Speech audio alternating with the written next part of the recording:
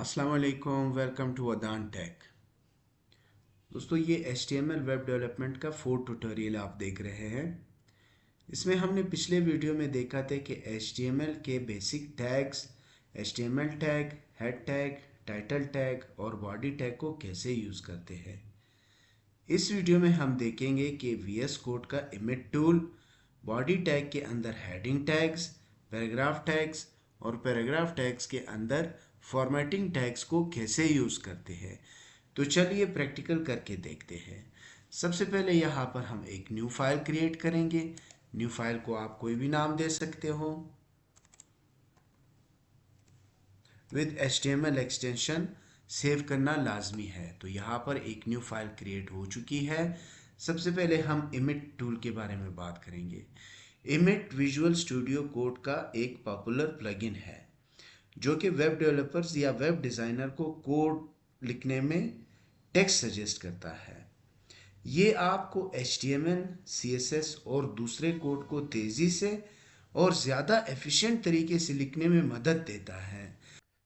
तो यहाँ पर मैंने एक्सक्लेमेशन साइन टाइप किया और राइट पर हमें एक कंप्लीट कोड मिल गया। जी, तो यही इमेज टूल की खासियत है कि हमें किसी भी चीज़ का एब्रीवेशन टाइप करते हैं तो VS code image tool code को एक्सपेंड करके हमें एक फुल फ्लैज कोड देता है। इमेज टूल की मदद से हमें यहाँ पर एक फुल फ्लैज कोड मिला जिसमें HTML tag, head tag, title tag और बॉडी टैग ऑलरेडी मौजूद हैं। हमें दोबारा लिखने की ज़रूरत नहीं है। दोस्तों, हमने अपने पिछले वीडियो में पढ़ा था कि हेड टैग के अंदर हम जो भी चीज़ टाइप करेंगे वो हमारे वेब पेजेस के ऊपर शो नहीं होंगे। तो सबसे पहले हम यहाँ पर अपने वेब पेज को टाइटल देंगे,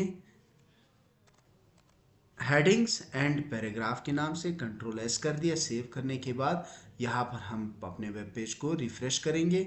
रिफ़्रेश करने के बाद यहाँ पर आपने जो टाइटल दिया हुआ है टाइटल बार के अंदर शो हो रहा है।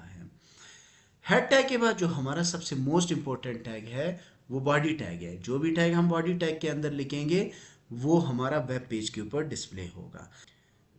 तो यहाँ पर जो बॉडी टैग है इसके अंदर जो हमारा सबसे पहला टैग होगा वो हेडिंग टैग होगा। हेडिंग टैग हेडिंग 1 से लेकर हेडिंग 6 तक है। हेडिंग्स वेब पेज की मवाद की हायरार्की और स्ट्रक्चर को डिफाइन करता है। HTML हमें 6 लेवल्स की हेडिंग्स ऑफर करता है, हेडिंग्स 1 से लेकर हेडिंग 6 तक। तो यहाँ पर हमने हेडिंग 1 से लेकर हेडिंग 6 तक लिखा और यहाँ पर Ctrl+S करने के बाद यहाँ पर पेज को रिफ़्रेश किया। रिफ़्रेश करने के बाद आपको नज़र आ रहा है कि हेडिंग 1 से लेकर हेडिंग 6 तक आपको सारे हेडिंग्स यहाँ पर हमने लिख लिए।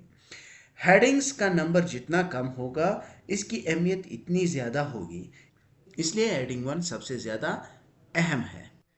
हेडिंग 1 से लेकर हेडिंग 6 तक सबको एक डिफ़ॉल्ट साइज़ दिया गया है और बोल्ड किया गया है। अगर आप इसको चेंज करोगे तो आपका सर्च इंजन ऑप्टिमाइजेशन आपके कंटेंट को सर्च नहीं कर पाएगा। तो जो साइज़ जो स्टाइल दिया गया है उसी साइज़ में आपने इसको कंटिन्यू रखना है। हेडिंग्स के अलावा हमारे कंटेंट्स में पैराग्राफ्स भी होते हैं।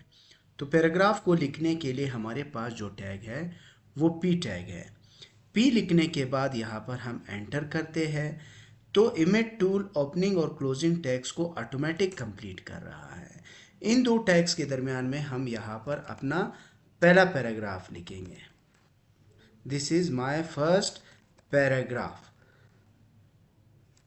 ये लिखने के बाद Ctrl+S करेंगे तो वेब पेज के अंदर जाके हम इसे यहाँ से रिफ़्रेश करेंगे या फिर यहाँ पर F5 की प्रेस करेंगे तो आपका जो कंटेंट है वो यहाँ पर नज़र आ रहा है। ये हमारा जो है फर्स्ट हेडिंग है जो कि हेडिंग 1 के नाम से है और ये हमारा फर्स्ट पैराग्राफ है जो कि हमने P टैग्स के दरमियान अभी लिखा था। अगर आप इन्हीं दो टैग्स के दरमियान में एक और पैराग्राफ लिखोगे तो वो पहला ही पैराग्राफ कंसिडर होगा। This is my second paragraph. Ctrl+S करके यहाँ पर पेज को रिफ़्रेश करते हैं। रिफ़्रेश करने के बाद आपके दोनों पैराग्राफ सेम ही लाइन में आपको नज़र आ रहे हैं। आपने अगर एक और सेपरेट पैराग्राफ लिखना है तो उसके लिए अलग से आप टैग बनाओगे और इसके अंदर आप लिखोगे this is my third para. Control S करने के बाद यहाँ पर आके इसको रिफ्रेश करते हैं पेज को। रिफ्रेश करने के बाद जो आपने तीसरा पैरा लिखा हुआ है वो आपको उन दो पैराग्राफ से सेपरेटली शो हो रहा है। अब यहाँ पर हम इमेज टूल का पावर देखते हैं। अगर आपने डमी पैराग्राफ लिखना है तो इसके लिए या तो आप किसी वेब पेज से कंटेंट्स कॉपी करोगे या फिर आप पैराग्राफ टैग्स के अंदर ऐसा कुछ लिखोगे जो कि बहुत ज़्यादा अजीब लग रहा है। तो यहाँ पर इमेज टूल के मदद से, जो कि VS कोड में ऑलरेडी इंस्टॉल्ड है, लोरेम लिखेंगे और लोरेम के आगे जितने भी वर्ड्स चाहिए वो लिखेंगे और एंटर करेंगे तो आपको जो है वो वर्ड्स मिल जाएंगे। अब अगर हमें यहाँ पर 300 वर्ड्स का एक डमी पैराग्राफ चाहिए तो पैराग्राफ टैग के अंदर हम लोरेम लिखेंगे और 300 लिखेंगे तो हमें एक मुकम्मल 300 वर्ड्स का एक पैराग्राफ मिल जाएगा। इसको हम कंट्रोल एस की मदद से सेव करेंगे और पेज को हम F5 प्रेस करके रिफ्रेश करेंगे तो जो हमने कोड के अंदर लिखा हुआ है वो आपके वेब पेज के ऊपर शो हो जाएगा। अब यहाँ पर पैराग्राफ टैग्स के बाद फॉर्मेटिंग टैग्स होते हैं। क्वेश्चन ये है कि फॉर्मेटिंग टैग्स होते क्या हैं। फॉर्मेटिंग टैग्स आपके वेब पेज या वेबसाइट के अंदर जो पैराग्राफ, सेंटेंसेस या वर्ड्स लिखे हुए हैं उनके स्टाइल, साइज, कलर्स को चेंज करने को हम फॉर्मेटिंग कहते हैं। तो HTML के अंदर डिफरेंट टाइप्स के फॉर्मेटिंग टैग्स होते हैं। तो यहाँ पर जो हमने पैराग्राफ बनाए थे इसमें से हम कुछ बेकार की चीज़ें रिमूव करते हैं। अब इसी पैराग्राफ के अंदर ही हम हमारे फॉर्मेटिंग टैग्स को अप्लाई करेंगे। तो पीछे हमने पढ़ा था कि जो भी नया पैराग्राफ हम क्रिएट करेंगे तो उसके लिए हम सेपरेट अलग सा एक और पी टैग यहाँ पर बनाएंगे। जैसे कि मैंने यहाँ पर एक न्यू पैराग्राफ लिखा, इसके अंदर मैंने लिखा हाइपर टेक्स्ट मार्कअप लैंग्वेज। अब ये एक न्यू पैराग्राफ बन गया। कंट्रोल एस करके पेज को रिफ्रेश करते हैं तो यहाँ पर हमारे दो पैराग्राफ बने हुए हैं। एक फर्स्ट पैराग्राफ ये है, सेकंड पैराग्राफ ये है। बट अगर आप फॉर्मेटिंग टैग के मदद से अपने एक पैराग्राफ के अंदर ब्रेक लगाना चाहते हो तो मीन्स आप यहाँ पर आके BR टैग का इस्तेमाल करोगे तो देन आपका वही पैराग्राफ दो हिस्सों में डिवाइड हो जाएगा। कंट्रोल एस करने के बाद यहाँ पर हम पेज को रिफ्रेश करेंगे तो आपको नज़र आ रहा है कि आपका एक ही पैराग्राफ के अंदर हमने BR टैग जो लगाया था उसके मदद से आपका जो पैराग्राफ है वो दो हिस्सों में डिवाइड हो चुका है। BR टैग के बाद जो हमारा अगला टैग है वो बोल्ड या फिर स्ट्रॉन्ग टैग है। तो मैं आपको बताता हूँ ये क्या है, ये क्यों नेसेसरी है। तो अगर आपने किसी पर्टिकुलर वर्ड या सेंटेंस को बोल्ड करना है तो यहाँ पर आपने B टैग का इस्तेमाल करना है। B for bold.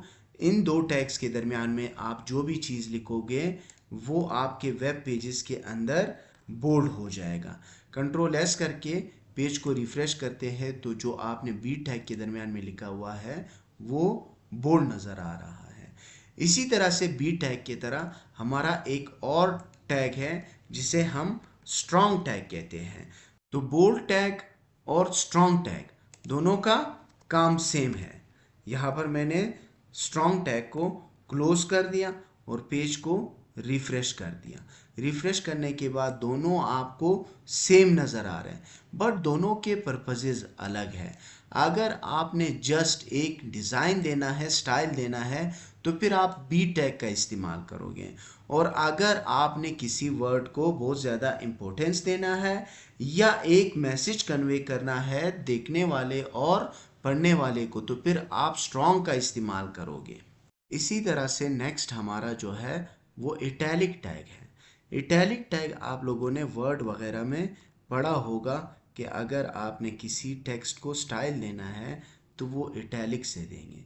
तो यहाँ पर HTML के अंदर अगर हमने किसी टेक्स्ट को इटैलिक बनाना है तो आई टैग का इस्तेमाल करते हुए हम उन टेक्स्ट को या जो है पैराग्राफ को इटैलिक बना सकते हैं। यहाँ पर जो हमने आई टैग के दरमियान में जो टेक्स्ट लिखा हुआ है तो आउटपुट आपको नज़र आ रहा है कि जो टेक्स्ट हमने लिखा हुआ है वो आपको इस स्टाइल में नज़र आएगा। अगर आपने बोल्ड टेक्स्ट और इटैलिक बनाना है तो इधर आके बोल्ड टेक्स्ट के दरमियान में हम आई लिखेंगे और आई को हमने जाके जहाँ पर हमारा बोल्ड टेक्स्ट जो है क्लोजिंग टैग है बी का, उससे पहले हम क्या लिखेंगे, आई का क्लोजिंग टैग लिखेंगे। तो देन जो हमने बोल्ड किया हुआ टेक्स्ट है वो हमारा इटैलिक भी नज़र आएगा, जैसे कि आपको यहाँ पर आउटपुट नज़र आ रहा है। इसी तरह से जैसे कि बोल्ड के ऑपोजिट स्ट्रॉन्ग काम कर रहा था, तो आई के ऑपोजिट बिल्कुल जो है ई एम काम कर रहा है। ई एम का काम भी वही है जैसे कि इटैलिक कर रहा था। यहाँ पर हमने ई एम टैग लगाया और यहाँ पर ई एम टैग हमने क्लोज कर दिया। कंट्रोल एस करने के बाद यहाँ पर आपने पेज को रिफ्रेश किया। रिफ्रेश करने के बाद जो टेक्स्ट हमने ई एम के थ्रू इटैलिक किया हुआ था तो यहाँ पर नज़र आ रहा है। ई एम और आई टैग दोनों देखने में सेम लग रहे हैं, बट अगर आप वेबसाइट की एक्सेसिबिलिटी बेहतर बनाना चाहते हो तो फिर आप जो है ई एम टैग का इस्तेमाल करोगे। आई टैग और बोल्ड टैग जो है वो HTML के अंदर नॉट रिकमेंडेड है। अगर आपने इस्तेमाल करना है या तो फिर आप स्ट्रॉन्ग टैग इस्तेमाल करोगे या फिर EM टैग का इस्तेमाल करोगे। एक और टैग है हमारा, अगर हम किसी भी टेक्स्ट या पैराग्राफ को अंडरलाइन करना चाहते हैं तो यू टैग का इस्तेमाल करते हैं। यू टैग या अंडरलाइन आप लोगों ने बाकी एप्लीकेशंस के अंदर बहुत ज़्यादा देखा होगा। तो यहाँ पर हमने यू टैग को ओपन किया और यू टैग को हमने क्लोज किया। कंट्रोल एस करने के बाद हम यहाँ पर पेज को रिफ्रेश करेंगे। जो आपने यू टैग के दरमियान में लिखा हुआ है वो आपको अंडरलाइन नज़र आ रहा होगा। इसी तरह से आई का ऑपोजिट ई एम था और बी का ऑपोजिट स्ट्रॉन्ग था, तो यू का ऑपोजिट जो है वो INS है। इंसर्ट टैग के ज़रिए से भी हम जो है अपने लाइंस या पैराग्राफ को अंडरलाइन बना सकते हैं। इंसर्ट टैग को हमने यहाँ पर ओपन किया और INS को हमने यहाँ पर क्लोज कर दिया। कंट्रोल एस करने के बाद पेज को मैंने रिफ्रेश किया तो आपको नज़र आ रहा है कि ये हमने INS के ज़रिए से अंडरलाइन किया हुआ है और ये हमने यू के ज़रिए से अंडरलाइन किया हुआ है। इन्हीं चीज़ों से हमने अपने वेबसाइट को बनाना है, तो इस पे हम अच्छी तरह से प्रैक्टिस करेंगे और आगे ये हमें बहुत हेल्प देगा। अगला जो हमारा टैग है स्मॉल टैग है। अगर आपने किसी भी टेक्स्ट को स्मॉल लिखना है, जैसे कि यहाँ पर मैंने मार्कअप लिखा हुआ है, इस मार्कअप को मैंने स्मॉल शो कराना है तो यहाँ पर मैं स्मॉल का टैग इस्तेमाल करूँगा और स्मॉल के अंदर मैंने लिखा मार्कअप और यहाँ पर मार्कअप के बाद हमने टैग को क्लोज कर दिया। कंट्रोल एस कर दिया। अब यहाँ पर आप इस मार्कअप वर्ड पे गौर करना, जब मैं इसको रिफ्रेश करूँगा तो ये जो है थोड़ा सा आपके नॉर्मल टेक्स्ट से ये थोड़ा सा छोटा शो होगा।